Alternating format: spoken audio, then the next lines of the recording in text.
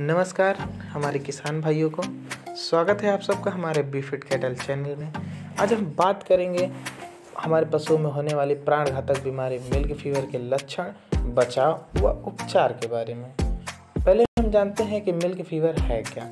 Milk fever एक metabolic बीमारी है। Milk fever is a metabolic disease जो हमारे पशुओं में ब्यात के कुछ समय बाद या कुछ समय पहले भी हो सकता है। इसमें हमारे पशुओं को भारी मात्रा में कैल्शियम की कमी हो जाती है, उनकी मांसपेशियाँ काफ़ी कमज़ोर हो जाती हैं, उनका ब्लड फ्लो काफ़ी स्लो हो जाता है, वो सुस्त हो जाते हैं, एक तरह से वो पूरे बेहोश ही हो जाते हैं और बेहोश होकर ज़मीन में गिर जाते हैं, अपना गर्दन पेट की तरफ मोड़ लेते हैं।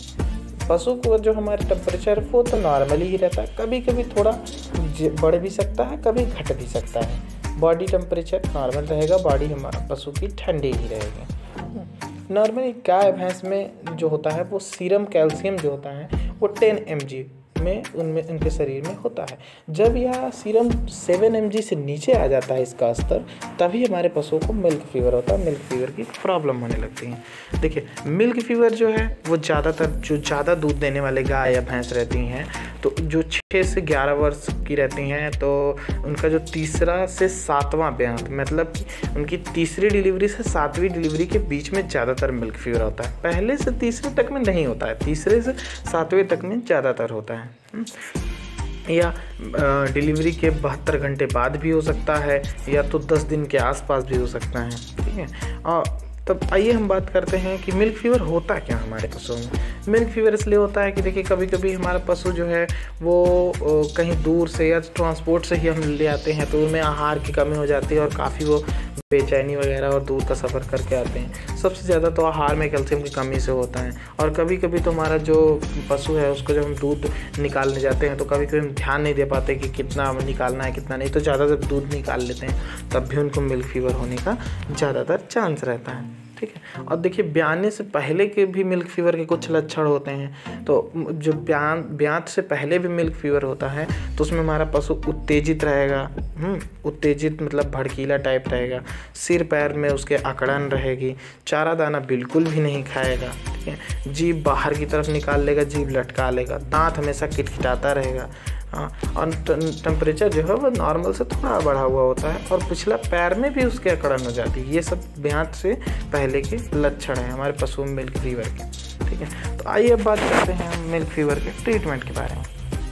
तो हमें सबसे पहले पशु के अपना जो पशु है उसके नीचे सबसे पहले भूसा, भूसी, बोरा, बोरिया जो भी हो, या तो हमारा कोई यूजलेस पुराना गद्दा हो, मुलायम चीज़, तो उसे हमें पशु के नीचे बिछा देना है, जिससे उनके शरीर को थोड़ा आराम मिले, क्योंकि उनके शरीर में ताकत बिल्कुल भी नहीं रह जाती, तो उनको काफ़ी ज़्यादा प्रॉब्लम होती है। ठीक है, और अगर मिल्क फीवर की स्टार्टिंग स्टेज है, कहने का मतलब अगर आपने ये लक्षण सारे आप जानते रहेंगे या तो आपने कहीं से सीखा है, देखा है, तो जो स्टार्टिंग स्टेज होगी मिल्क फीवर में, उसी पर ही आप इंट्रावेनस में अगर उसे कैल्शियम का इंजेक्शन लगवा देते हैं तो इतना जल्दी और इतना जादुई तरीके से आराम होगा कि हमारा पशु खड़ा हो जाएगा। पर हम लोग क्या करते हैं, हम लोग जल्दी पहचान नहीं पाते हैं और हम लोगों का पशु काफ़ी ज़्यादा बीमार हो जाता है और यहाँ तक कि मरने की अवस्था में आ जाता है। ठीक है, तो जो इसका मेन इंजेक्शन होता है कैल्शियम का होता है, कैल्शियम बोरोग्लूकोनेट 25% होता है, कैल्शियम बोरोग्लूकोनेट। ठीक है, और जितनी भी मैं दवाइयाँ बताऊंगा मैं लिंक डिस्क्रिप्शन में दे दूंगा,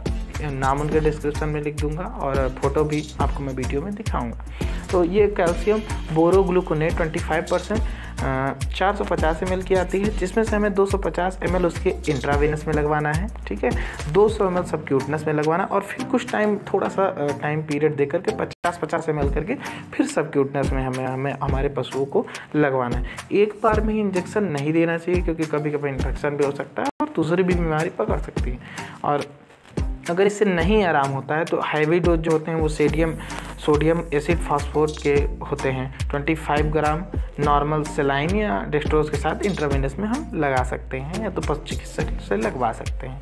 तो इसी प्रकार के कुछ कैल्शियम के इंजेक्शन आते हैं, जिसे हमें अपने से अगर हम दे सकते हैं तो दे देना चाहिए। अगर आप नहीं दे सकते हैं तो मैं आपको बिल्कुल रिकमेंड नहीं करूँगा कि आप खुद से पशुओं में इंजेक्शन लगाएं। आप किसी पशु चिकित्सक की सहायता ले सकते हैं अपने आसपास के, और अपने पशुओं को जल्दी से जल्दी ठीक कर सकते हैं। पर देखिए, जो उपचार होता है, उपचार से कहीं अच्छा होता है बचाव।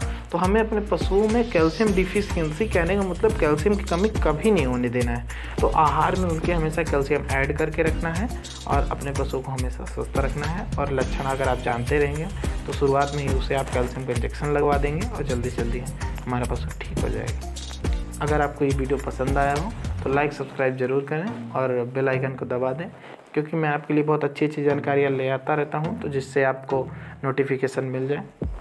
नमस्कार, हमारे किसान।